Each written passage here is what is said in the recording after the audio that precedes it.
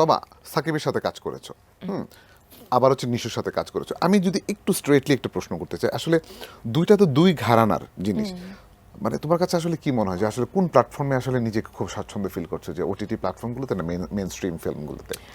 বড় পর্দা বড় পর্দাই, বড় পর্দার পরিসর, বড় পর্দাটাও যেমন বড় পরিসরের।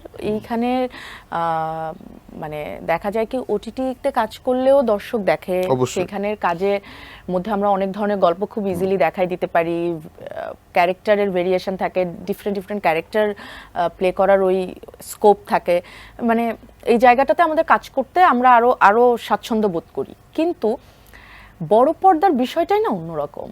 ধরো ওটিটিতে আমি 10টা কাজ করলাম আর বড় পর্দায় আমি একটা কাজ করলাম, এটা অনেক ম্যাটার করে, কিন্তু ওই একটা কাজ ভালো কাজ হইতে হবে। এক্স্যাক্টলি, মানে এই জিনিসটা কিন্তু ধরো আমরাও কিন্তু ধরো এবারের একটা পথ পরিক্রমার মাধ্যমে নতুন একটা বলবো একটা সময় আমরা পার করছি। এই সময়টাতে কিন্তু আসলে মূলধারা সিনেমা কিন্তু একদমই শুটিং হচ্ছে না বললেই চলে। মানে দেখো, তুমি ওটিটিতে 2টা কন্টেন্ট তোমার চললো না, 2টা কন্টেন্ট খারাপ হলো, ঠিক আছে, তুমি আবার আরেকটা কন্টেন্ট ভালো করলা বা করলা, কিন্তু ফিল্মে তোমার 2টা ফিল্ম চলে নাই বা 3টা ফিল্ম চলে নাই, তাহলে তুমি আসলে পুরো ইন্ডাস্ট্রিটা থেকেই বের হয়ে যাবে, তো ক্যারিয়ারটা থেকে বের হয়ে যাবে। তো এইটা খুব মানে এই জায়গাটার পথ চলাটা খুব টাফ এবং খুব বুঝে শুনে এটা করা উচিত। জুস রাখতে আমার পছন্দ স্টাইলিশ ও ফুড গ্রেড আরিফেল চপ। জুস রাখার জোশ চপ। আমি মনে করলাম যে তোমার মির্জা দুই মাধ্যমেই কাজ করতে চাই, কিন্তু তোমার আমাদের এখানে অনেকেরই প্রশ্ন যে এই সময় এসে সাকিব ভাই হচ্ছে আনপ্যারালাল, এটা আমরা সবসময় বলি যে তাহলে হোয়াট ইজ নেক্সট, আসলে সাকিব ভাইয়ের পর আসলে ওই জায়গাটা কারা ধরতে পারে?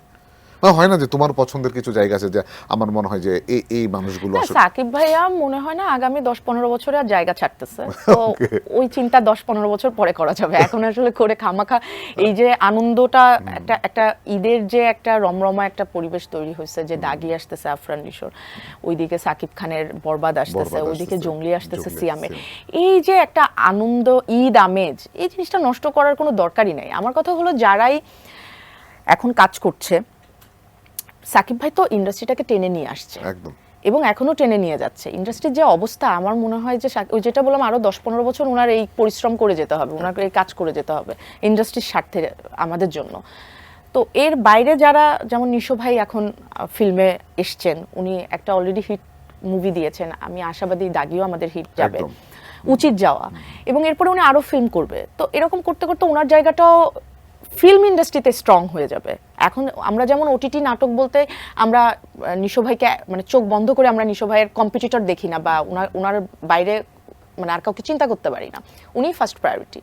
তো উনি যখন আরো অনেকগুলো সিনেমা করবে, তখন ওনার একটা স্ট্রং জায়গা হয়ে যাবে। অনেকদিন পরে আমার মনে হলো যে সিয়ামের একটা খুব ভালো সিনেমা আসতেছে, মাঝখানে অনেকদিন সিয়ামেরও গ্যাপ ছিল, একদম এখন জঙ্গলিটা দিয়ে মনে হয় সিয়ামের ওই ব্যাকটা হবে, কামব্যাক হবে, অনেকদিন গ্যাপ ছিল।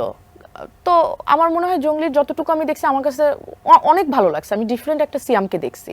তো এই যে থাকে না যে কম্পিটিশন না, এটা একটা পরিবারের সবাই একটা, যখন কি হয় ঈদের সময় যখন আমাদের কোরবানি ঈদে কি হয় যে আচ্ছা গরু জবাই হচ্ছে, কেউ কি এই কম্পিটিশন করে তোরটার দাম বেশি না আমারটার দাম বেশি, তোরটা দেখতে সুন্দর না আমারটা, এটা তো হয় না।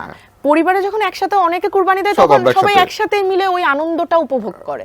তো আই থিঙ্ক আমি ওইভাবে কম্পেয়ার করছি না, আমি জাস্ট বোঝানোর চেষ্টা করছি যে ঈদের ছবি আসে মানে সবাই মিলে এটা এই আমেজটা, এই ঈদের এই আনন্দটা উপভোগ করি না। আমরা সাকিব ভাইয়ের ছবি দেখি, আমরা শীষ বাজাই, আমরা গানে নাচি, আমরা ভাইরাল করে দিই, আমরা গুড রিভিউ দিই, ছবি দেখে আমরা আনন্দে একটা তৃপ্তি নিয়ে বের হই। আমরা দাগি দেখে সেম, আমরা নিশোকে এতদিন পরে আবার বড় পর্দায় দেখতেছি, আমরা এটাকে সেলিব্রেট করি, আমরা এটাকে অ্যাপ্রিশিয়েট করি। জঙ্গলি দেখি, মানে এরকম সব সিনেমাগুলো আমরা মনে করি যে সিনেমা হলে গিয়ে আসলে দেখা উচিত।